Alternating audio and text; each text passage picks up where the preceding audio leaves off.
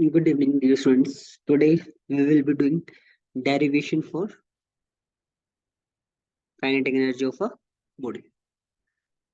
If m is the mass of an object,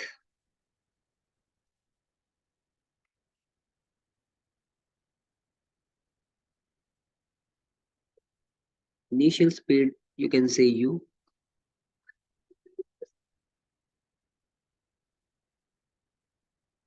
after some time final speed is v,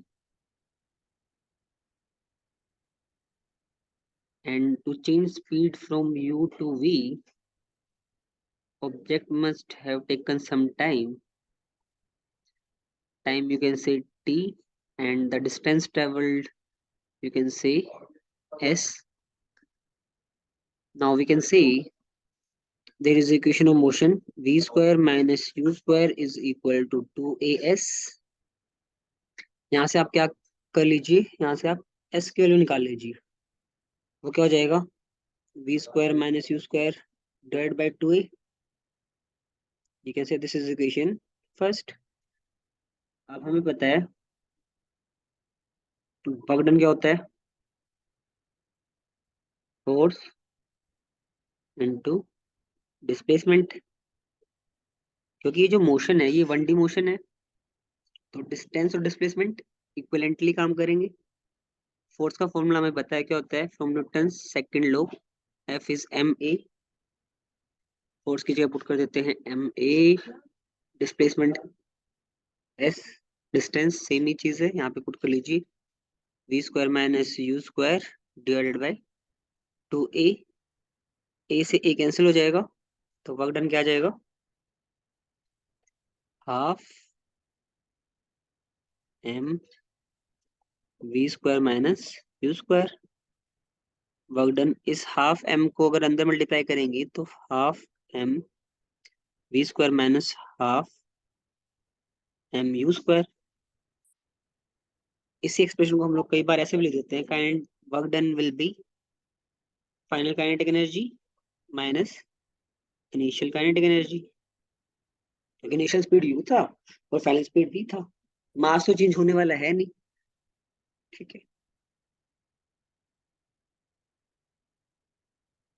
थोड़ा सा change कर सकते हैं अगर आप चाहें तो.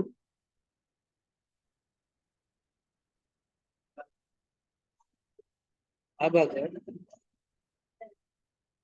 यहाँ पे देखिए this work is being stored in form of energy.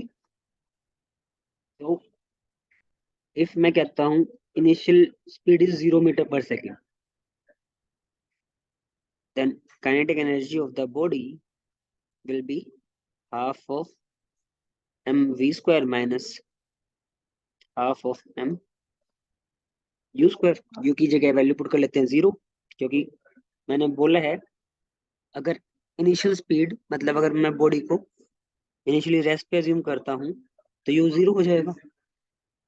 यहाँ पे ध्यान रखना है, जो वर्क आया था work done is equal to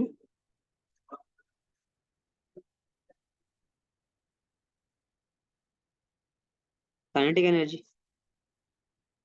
So that is why we can simply say kinetic energy of the body will be half of mv square. m मास है object का, v स्पीड है जिसे मूव कर रही है.